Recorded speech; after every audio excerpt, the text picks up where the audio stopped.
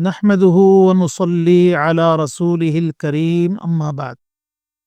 پیارے نبی صلی اللہ علیہ وسلم کی سیرت کے حوالے سے آج کا یہ ہمارا 9واں پروگرام ہے۔ اللہ کے نبی صلی اللہ علیہ وسلم نے علانیہ دعوت لوگوں کے سامنے پیش کیا تو حالات میں بگاڑ پیدا ہوا، جس کے نتیجے میں اللہ کے نبی صلی اللہ علیہ وسلم کو برا بھلا کہا گیا اور مسلمانوں کو تکلیفیں پہنچائی گئیں۔ اللہ کے نبی صلی اللہ علیہ وسلم نے کمزور مسلمانوں کو حبشہ ہجرت کرنے کا حکم دیا۔ حالات بگڑتے رہے۔ اللہ رب العالمین کی مرضی اور اللہ رب العالمین کی حکمت کہ اللہ تعالیٰ نے نبوت کے 6 سال حمزہ رضی اللہ تعالی عنہ اور عمر رضی اللہ تعالیٰ عنہ کو اسلام کی توفیق نصیب فرمائی۔ اللہ کے نبی صلی اللہ علیہ وسلم اللہ رب العالمین سے یہ دعا کرتے تھے کہ اللہ، اسلام کمزور ہے، ابو جہل یا عمر ابن خطاب کے ذریعے اسلام کو قوت عطا فرما۔ ہمارے نبی صلی اللہ علیہ وسلم کی دعا کو اللہ رب العالمین نے عمر ابن خطاب رضی اللہ تعالیٰ عنہ کے حق میں قبول فرمایا، اور ہمارے نبی صلی اللہ علیہ وسلم کے چچا حمزہ رضی اللہ تعالیٰ عنہ وہ بھی طاقتور انسان تھے۔ اللہ رب العالمین نے اسلام کی توفیق نصیب فرمائی۔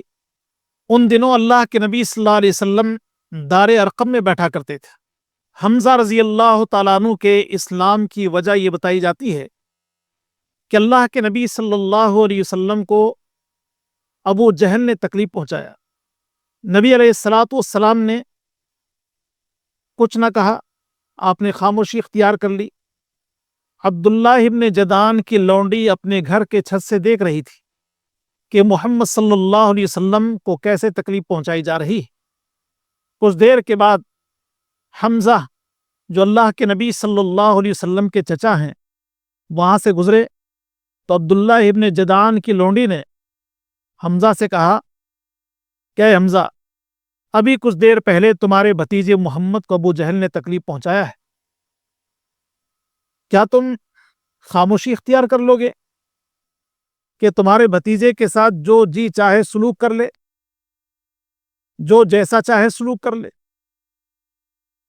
حمزہ رضی اللہ تعالیٰ عنہ کو غصہ آیا۔ وہ ابو جہل کی تلاش میں نکلے۔ ابو جہل اپنے ساتھیوں کے ساتھ مسجد حرام میں بیٹھا ہوا تھا اور اپنے اس کیے پر بڑا خوش تھا۔ حمزہ رضی اللہ تعالیٰ عنہ وہاں پہنچے اور کہا، کیا تو یہ سمجھتا ہے کہ محمد اکیلے ہیں صلی اللہ علیہ وسلم؟ میں بھی محمد کے دین پر ہوں۔ یہ کہتے ہوئے کمان سے ابو جہل پر حملہ کیا۔ باتیں بڑھنے لگیں۔ آخر ابو جہل نے کہا کہ میری غلطی ہے اور معاملے کو وہیں رفع دفع کر دیا گیا۔ اللہ کے نبی صلی اللہ علیہ وسلم سے حمزہ رضی اللہ تعالیٰ عنہ نے کہا کہ میں نے ابو جہل سے بدلہ لے لیا ہے۔ تو ہمارے نبی صلی اللہ علیہ وسلم نے بیان فرمایا کہ مجھے ان باتوں سے خوشی نہیں ہوگی، مجھے خوشی اس وقت ہوگی جب آپ مسلمان ہو جائیں۔ حمزہ رضی اللہ تعالیٰ عنہ نے اسلام قبول کر لیے اور اللہ کے نبی صلی اللہ علیہ وسلم کے ساتھ دار ارقم میں تعلیم حاصل کرنے لگے۔ عمر ابن خطاب رضی اللہ تعالیٰ عنہ، اللہ نے ان کو بھی ہدایت دی۔ دراصل نبی علیہ السلام کی دعاؤں کا یہ اثر تھا کہ اللہ تعالیٰ نے عمر رضی اللہ تعالیٰ عنہ کو اسلام کی توفیق بخشی۔ عمر رضی اللہ تعالیٰ عنہ مسلمانوں کو تکلیف دیا کرتے تھے، اس قدر تکلیف دیا کرتے تھے کہ لوگ ان کی تکالیف سے پریشان ہوتے تھے۔ خاص طور پر عمر رضی اللہ تعالیٰ عنہ کی بہن اور بہنوئی ان کی طرف سے تکالیف سہتے رہے۔ جب بھی موقع ملتا تو عمر رضی اللہ تعالیٰ عنہ انہیں جکڑ دیتے اور طرح طرح کی تکلیف ان کو دیا کرتے تھے، اور دیگر مسلمان وہ بھی عمر رضی اللہ تعالیٰ عنہ کی تکالیف سے بچے ہوئے نہیں تھے۔ عمر مزاج کے اعتبار سے سخت مزاج انسان تھے۔ عمر رضی اللہ تعالیٰ عنہ طاقتور انسان تھے۔ ان کی طاقت اور قوت کے مقابلے میں کوئی کھڑا نہیں ہو سکتا تھا۔ تو اندازہ کیجئے کہ ایک طاقتور انسان کے مقابل ایک کمزور مسلمان کی کیا حیثیت ہے۔ حبشہ کی طرف ہجرت کا ایک واقعہ ہے۔ عبداللہ وہ حبشہ جانے کی تیاری کر رہی ہے۔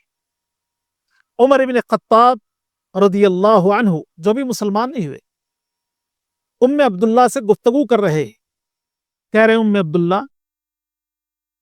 ایسا لگ رہا ہے کہ آپ کہیں جانے کی تیاری کر رہی۔ تو انہوں نے کہا کہ ہاں، تمہاری تکلیفوں سے ہم بیزار ہو گئے، لہذا ہم ہجرت کا راستہ اختیار کریں گے۔ عبداللہ کی بات سے عمر رضی اللہ تعالیٰ عنہ کو دلی ملال ہوا اور اس کا اظہار ان کے چہرے سے بھی ہونے لگا۔ کچھ دیر کے بعد عبداللہ بن ربیعہ گھر تشریف لائے تو عبداللہ نے اپنے شوہر سے کہا کہ عمر ابھی آئے تھے، ان کی باتوں سے ایسا محسوس ہو رہا تھا کہ وہ اسلام کی طرف مائل ہو رہے ہیں۔ تو عبداللہ بن ربیعہ نے کہا کہ خطاب کا گدھا تو سدھر سکتا ہے، لیکن عمر ان کو توفیق نہیں ملے گی۔ تو اس سے اندازہ یہ ہوتا ہے کہ عمر رضی اللہ تعالیٰ عنہ کس قدر شدید تھے اور کس طرح مسلمانوں کے معاملے میں وہ اپنی طاقت اور قوت کا استعمال کر رہے تھے۔ اللہ رب العالمین نے عمر رضی اللہ تعالیٰ عنہ کو اسلام کی توفیق بخشی۔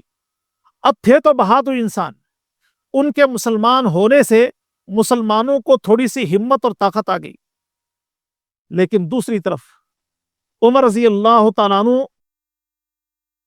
کہ علانیہ اسلام اور پھر لوگوں کے سامنے ان کا اس بات کا اظہار کرنا کہ میں مسلمان ہو گیا ہوں، ایک آزمائش رہی۔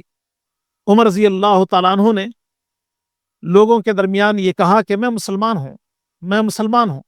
جو اسلام کے بدترین دشمن تھے ان کے سامنے جا کر بھی عمر رضی اللہ تعالیٰ عنہ نے یہ کہا کہ میں مسلمان ہو گیا، لیکن لوگ عمر رضی اللہ تعالیٰ عنہ کا مقابلہ کرنے کو تیار نہیں تھے۔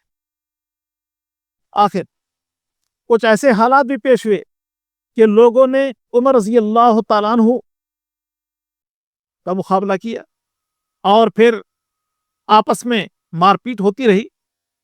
درمیان میں دوسرے لوگ آئے اور معاملے کو رفع دفع کر دیے۔ اب دوسری طرف ایک آزمائش کی صورت یہ تھی کہ قریش، مکہ کے کافر، انہوں نے یہ فیصلہ کیا کہ اگر ہم نے شدت اختیار نہ کی تو ایسی صورت میں یکے بعد دیگرے ہمارے طاقتور انسان، ظہیر انسان نکلتے چلے جائیں گے اور پھر ہم کمزور پڑ جائیں گے۔ تو عمر رضی اللہ تعالیٰ عنہ کا مسلمان ہونا، حمزہ رضی اللہ تعالیٰ عنہ کا مسلمان ہونا ان کے لیے ایک آزمائش بن گیا۔ تو انہوں نے یہ فیصلہ کیا کہ کسی طرح ہم محمد صلی اللہ علیہ وسلم کی آواز پر روک لگائیں، بلکہ آپ علیہ السلام کو قتل ہی کر دیا جائے۔ جب ابو طالب کو اس بات کی خبر ہوئی کہ محمد صلی اللہ علیہ وسلم کو قتل کرنے کے پروگرام بنائے جا رہے ہیں، تو ابو طالب نے، جو ہمارے نبی صلی اللہ علیہ وسلم کے چچا ہیں، انہوں نے خاندان بنو ہاشم اور بنو مطلب کو اکٹھا کیا اور کہا کہ دیکھیے، لوگ محمد کو قتل کرنے کے پروگرام بنا رہے ہیں، تو کیا ہم اپنی آنکھوں سے تماشا دیکھتے رہیں یا پھر اپنے خاندان کے فرد کی حفاظت کریں؟ تو انہوں نے کہا کہ ہم اپنے خاندان کے آدمی کی حفاظت کریں گے۔ چنانچہ ابو طالب نے بنو ہاشم اور بنو مطلب کو لے لیا اور شعب ابی طالب میں محصور ہو گئے۔ اللہ کے نبی صلی اللہ علیہ وسلم کی ہر ممکن انہوں نے حفاظت کی کہ کہیں سے کوئی خطرہ آپ کو لاحق نہ ہو جائے۔ مکہ والوں نے ہمارے نبی صلی اللہ علیہ وسلم کی آواز کو روکنے کے لیے اور بنو ہاشم اور بنو مطلب کے ساتھ برا سلوک کرنے کے لیے یا پھر جو تعاون ان کا اللہ کے نبی صلی اللہ علیہ وسلم کے ساتھ تھا، اس تعاون کو روکنے کے لیے بیکاٹ کرنے کا فیصلہ کیا۔ اللہ کے نبی صلی اللہ علیہ وسلم کے خاندان کے لوگ کفر کے باوجود نبی علیہ الصلوۃ والسلام کے ساتھ کھڑے ہوئے، اور شیب ابی طالب میں انہوں نے ہر طرح کی تکلیف کو سہ لیے۔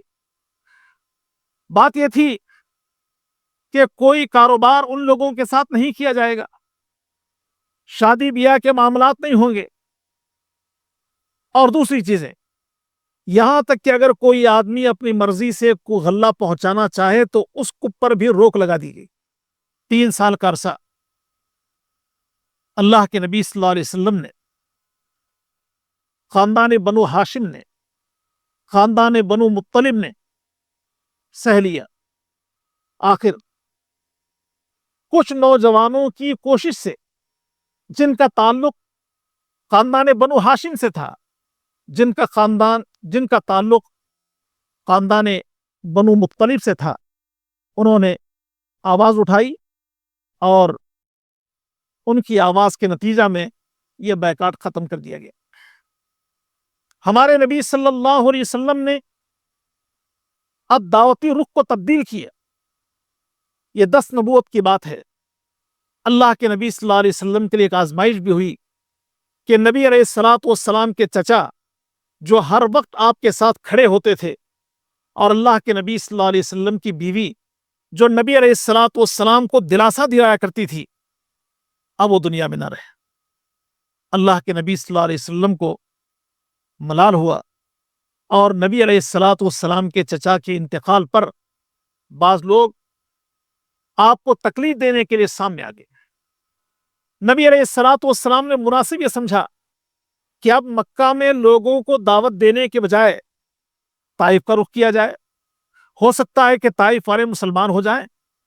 اللہ کے نبی صلی اللہ علیہ وسلم زید بن حارثہ کو ساتھ لے کے طائف روانہ ہوئے۔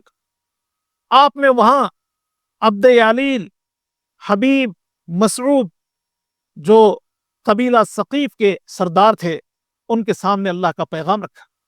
انہوں نے نبی علیہ الصلوۃ والسلام کی بات کو تسلیم نہ کیے، بلکہ آپ علیہ الصلوۃ والسلام کو طائف سے نکلنے کا حکم دیا، اور اوباشوں اور بدماشوں کو انہوں نے اللہ کے نبی صلی اللہ علیہ وسلم کے پیچھے لگا دیا۔ چنانچہ شریر لڑکوں نے اللہ کے نبی صلی اللہ علیہ وسلم کو برا بھلا کہا، اور آپ علیہ الصلوۃ والسلام پر پتھر پھینکے۔ نبی علیہ الصلوۃ والسلام کو مبارک جسم لہو لہان ہو گیا۔ زخموں کی شدت کے باعث اللہ کے نبی صلی اللہ علیہ وسلم پر غشی آ رہی تھی۔ زید بن حارثہ نے نبی علیہ الصلوۃ والسلام کو سہارا دیا اور ایک باغ میں بٹھا دیا۔ عتبہ اور شیبہ، جو اللہ کے نبی صلی اللہ علیہ وسلم کے دشمن تھے، وہ یہ منظر دیکھ رہے تھے۔ وقتی طور پر ان کے دل میں تھوڑا سا رحم پیدا ہوا۔ انہوں نے اپنے غلام عداس کو اللہ کے نبی صلی اللہ علیہ وسلم کی خدمت میں کچھ انگورے دے کے بھیجا۔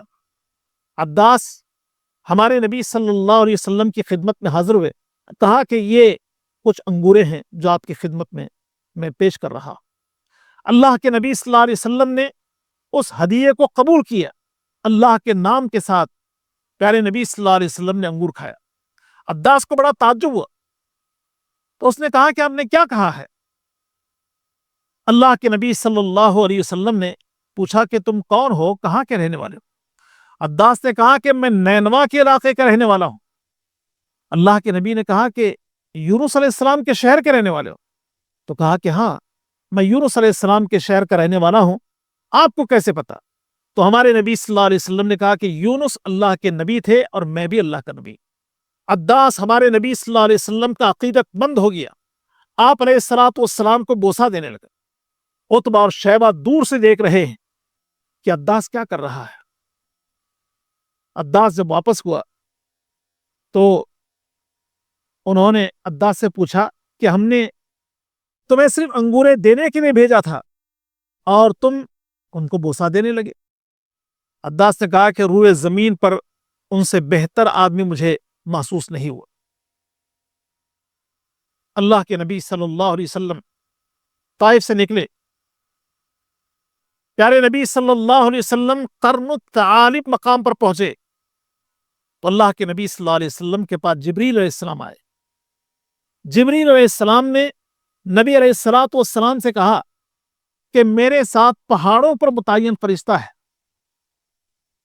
آپ کی قوم نے جو کچھ آپ سے کہا اللہ نے سن لیا، اور جو سلوک آپ کے ساتھ کیا گیا اللہ تعالیٰ نے دیکھ لیے، آپ حکم کیجیے۔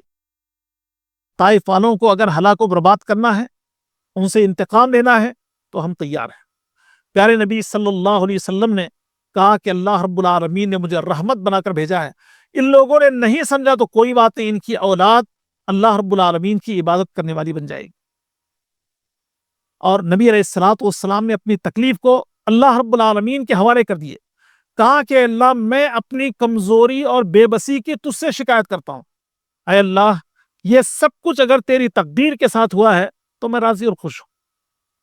پھر اللہ کے نبی صلی اللہ علیہ وسلم وہاں سے آگے نکلے، وادی نخلا میں اللہ کے نبی صلی اللہ علیہ وسلم نے قیام کیے۔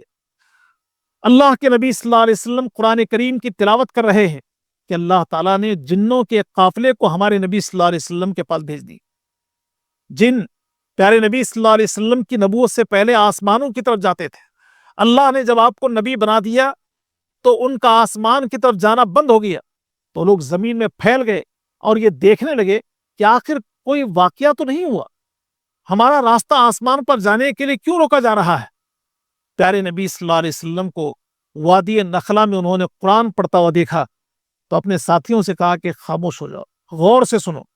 چنانچہ غور سے انہوں نے قرآن کو سنا اور یہ کہنے لگے کہ موسیٰ علیہ السلام کے بعد یہ کتاب ہدایت کا راستہ بتانے والی ہے، اور اپنی قوم سے کہا کہ اے ہماری قوم کے لوگوں، اللہ کی طرف بلانے والے کی بات کو قبول کر لو، اللہ تعالیٰ تمہارے گناہوں کو معاف کر دے گا اور تمہیں عذاب سے بچا لے گا۔ ہمارے نبی صلی اللہ علیہ وسلم کے لیے یہ بات بڑی خوشی کی تھی کہ طائف میں کوئی بہتر نتیجہ نہیں نکلا، لیکن اللہ رب العالمین نے جنوں کے قافلے کو آپ کے پاس بھیجا اور مسلمانوں۔ نبی علیہ الصلوۃ والسلام اب مکہ کے قریب پہنچے، ہرا پہاڑی کے پاس ہیں کہ اللہ کے نبی صلی اللہ علیہ وسلم سے زید بن حارثہ نے کہا کہ اللہ کے نبی ہم مکہ میں کیسے داخل ہوں گے؟